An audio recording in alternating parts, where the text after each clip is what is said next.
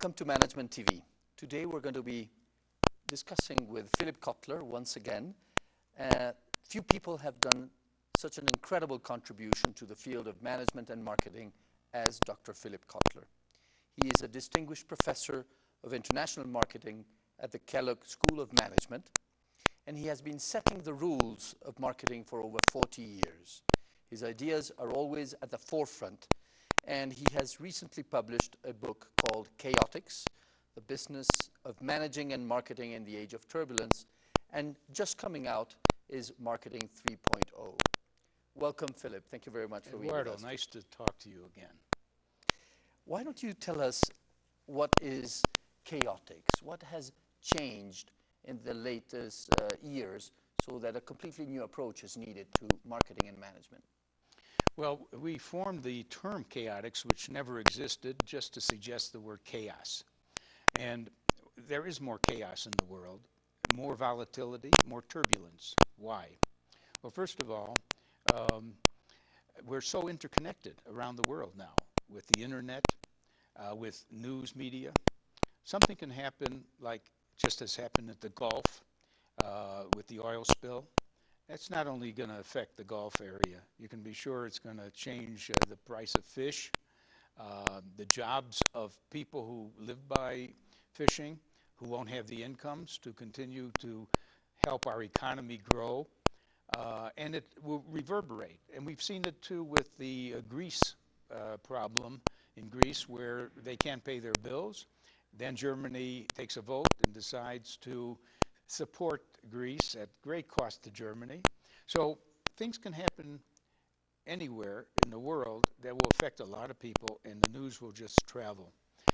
This means that sometimes you go, what you'd like in a company is, or a retailer, is Monday, Tuesday, Wednesday, Thursday, Friday are pretty normal. And you get your normal customers. Today, you can't depend on that. Tuesday, there might be a big problem. It may last until Wednesday or Thursday. Thank God it's Friday. You remember that expression? TGIF. And then there's just more bumps in the road. How do you reduce the surprises is the question. And in Chaotix, we say, Mr. Manager, can you build an early warning system so that will help you anticipate some of these crises before they happen? Can you do scenario planning so you have imagined some types of crises and how you would deal with them in advance? That's my answer to the increased heightened turbulence. So that gives a place to a new concept that it's the new normality. Right. That's right. We got to now be prepared to for more surprises, which we can deal with better through those two methods I mentioned. And the companies that are going to be better prepared with chaos possibilities are the ones that will continue to be the winners. If we make scenario planning, does that mean that we can't make a 5-year plan any longer? Does a 5-year plan have any meaning today? Yeah. Well, we always meant by a 5-year plan a plan that is reviewed every year and modified. It was just, see, I believe that a company has to, when it does its marketing, have two marketing departments almost. Now, I know small companies don't even have one sometimes, but most of the work of marketing is to push out the products you're now making to get it launched and out into turning into sales. So that should be enough. I mean, and I have a name for that. I call it downstream marketing. Most marketing is getting the product downstream. How about an upstream marketing department?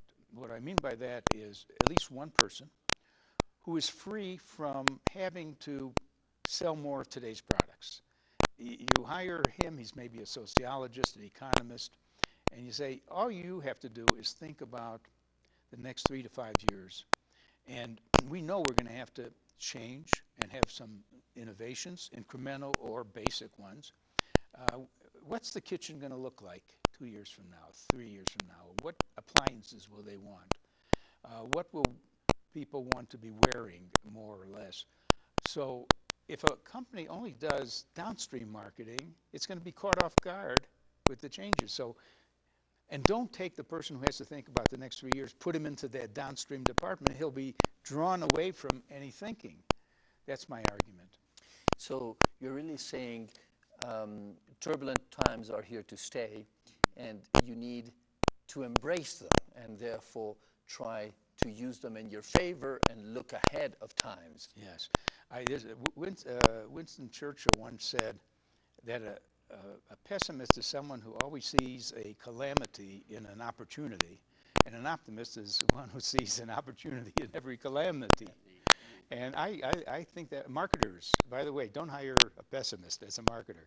Hire someone who says, we can turn it in our favor. One example is when the recent recession began, the Ryanair company, which is a low-cost air carrier, decided that they would now spend more money on marketing, because here is a real chance to take share away from the high-cost airlines, and so they were not oppressed at all by the turn of events. Interesting.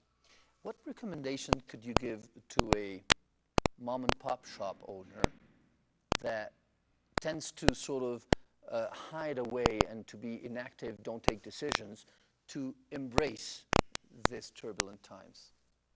Well, I think that they have to stay current, and it would be nice if they could have on their side what we call a trend watcher, a futurist, someone who at least says, yeah, you're running a photography retailer. You're selling cameras, but I want to tell you something.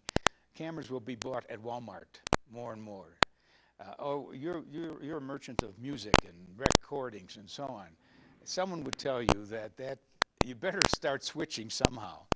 So by reading a lot and talking to others in your industry, you can at least be prepared.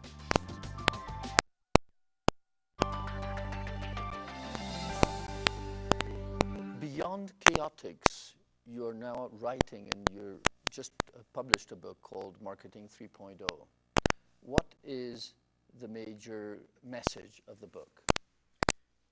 The idea is that in the old days we were doing marketing 1.0, which means that we were just doing our best job of selling what we made to anyone who would buy it, and didn't need to know who they are even, because it would have been expensive before computers and all that to collect all that information.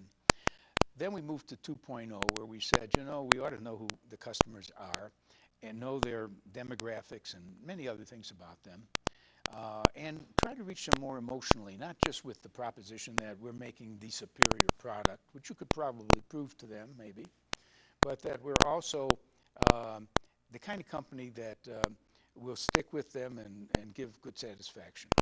That's Marketing 2.0. Marketing 3.0 says that, you know, people are very troubled because of the problems in the world and recession, and a company that recognizes that this is not just a buyer of some toothpaste or someone who comes into a coffee shop. It's a full person who has anxieties and concerns, and that we share them. We know about that. In fact, we're a company that is trying to do our bit. For example, we're going green. We're conserving too. We want it to be a better world for all of us. So my statement often is we consumers care about companies who care. So how do you manifest caring? And the caring covers more than just caring about the consumers and the investors. Okay. Care about your employees, market to them too, care about your distributors and your suppliers, and build a team that is a winning, win-win-win team, rather than everything's being done for the owners.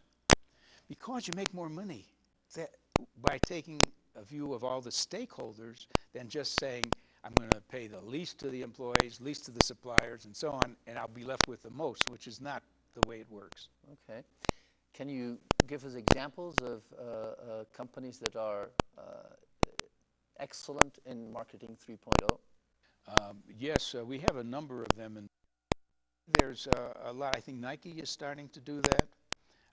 I think General Electric, even a company like that, recently said, We are in the business of solving social problems in a way in which we make money too. Hence, they go into solar panels, they go into windmills, and desalinization of water.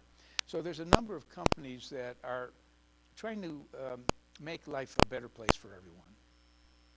Some say that by focusing on values like the planet and sustainability, you're moving away from the customer, which has always been the center of marketing. Is that so? Because you forget the person. You start talking about.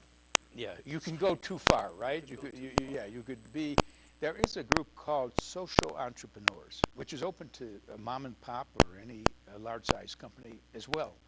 A social entrepreneur wants to both do good and make money doing it. And as a matter of fact, they recognize they will make less money that way, in the sense that they don't want to take that much profit away. They really have a cause they care about. And those companies could be moms and pops, of course, too.